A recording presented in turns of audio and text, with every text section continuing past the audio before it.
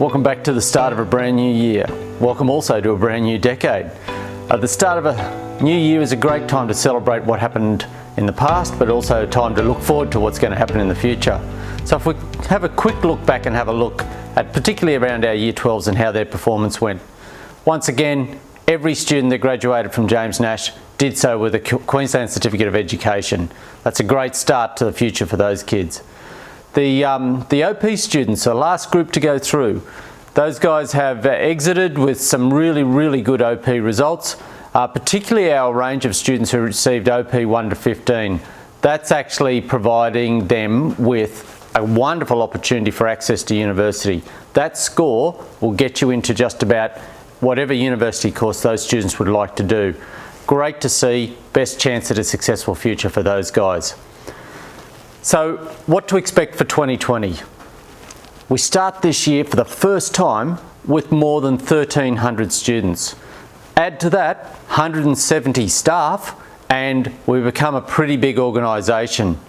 We're looking forward to the opportunities that provides for our kids, particularly around the breadth of the curriculum, but also the breadth of the extracurricular activities, which we know are so important to our students' success in the future.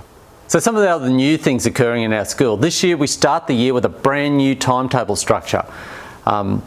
We still finish at 3:10, but we start at 8:45. So I know for some of our buses that cuts it a bit fine, but we've added in an extra 5 minutes into care class in the morning. So every lesson during the day is 55 minutes long, along with the first break, which is the same length. Really positive feedback from staff and students across the first 2 days about how that's going. So we're excited. We think it's a sweet spot for learning in our school and looking forward to that occurring. Can I please just ask, make sure starts at 8:45, so here before that if you can. In terms of being successful, one of the key things that we know works, we know is critical for that, is to uphold the expectations. This year, I have a real focus on appropriate behaviour and I'm making sure that that's being heard right across our school. So ultimately our job is about providing the best environment for students to learn. What we cannot afford is a situation where people's learning is disrupted by the behaviour of others in the class. That's the bit I'm committing to making sure we get on top of this year. There's a significant focus across the year about improving student learning. We've had a massive investment starting at the start of this year on teacher professional development. That professional development is really focused on the neuroscience of learning. This is the cutting edge stuff that's keeping our teachers right at the forefront of their profession. We started this year on our student-free days where Dr. Mike Nagel from the University of Sunshine Coast came and presented some amazing work to our staff. It's really enthused everyone. We're keen to get going and start enacting some of those strategies that we saw on the student-free days. Last week, we also learnt that there's some really good science that sits behind the things that we know are good for kids. And those things are around involvement in sports and involvement in the arts. So we've made a really big commitment to that, and that commitment comes in the form of we've timetabled a lesson into our school timetable that is last lesson, which is period 5 on a Wednesday, which will be our extracurricular lesson.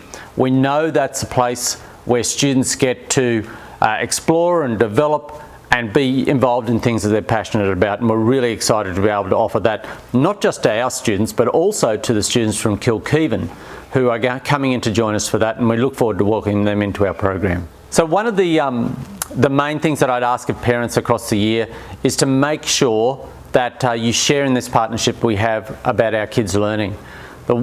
There's a number of elements of that. The first one though is ensuring that your kids are properly resourced for school.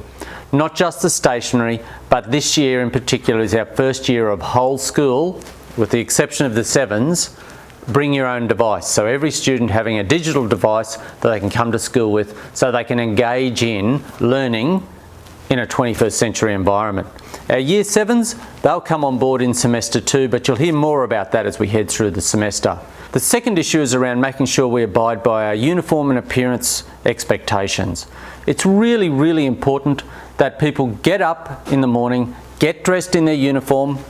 This is mine, we put on the tie, it changes your mindset and you turn up ready to go to work, or in a student's case, ready to learn. For us, it is critical, and we will enforce that every student is in the full school uniform.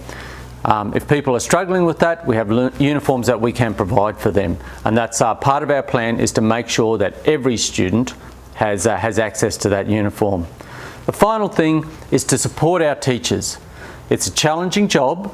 Every time when I interview parents, they say to me, "Oh, I wouldn't like your job." So we love it. So we want this job, but we need your support.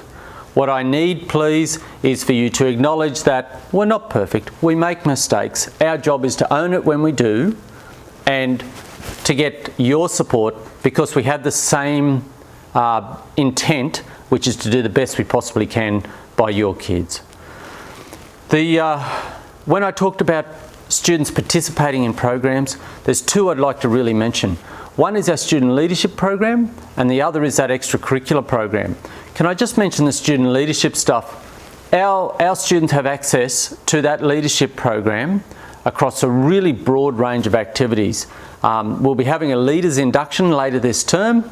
We're really excited about that, and I know one of the things that the leaders are pretty keen to get going is to make sure they have a formal uniform day. So parents, heads up, there's likely that we'll be looking to have a formal uniform day just for the leaders.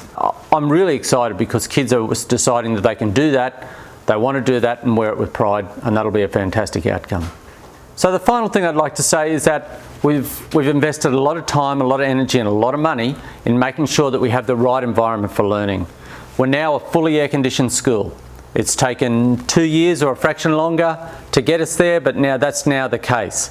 The last of that work is just finishing up now. So our plans for this year are to increase the amount of covered area, so students have shaded area for lunchtimes, to make sure that we improve our library facilities. I'm currently in the library. There's a whole range of work that we're looking to do to improve its technological function, but also to make it a welcoming place for students to come and study. The final thing is our sporting facilities, so our grounds. There will be a significant investment in that this year to make sure that students in those extracurricular programs have the best possible grounds we can provide for them to participate in that. K-Block, I think last year we did a video in front of K-Block and you saw it in its development. That's now finished, it's fully functional, classes are in there this year, and students are really excited about participating and working in that new building. So hopefully all the pieces of the puzzle are in place. We're ready to start. Let's make sure we start strong, make sure we stay strong across the year. If we do that, our kids have the best opportunity to lead a life of choice rather than a life of chance. Have a very good year. Look forward to seeing you as we go through.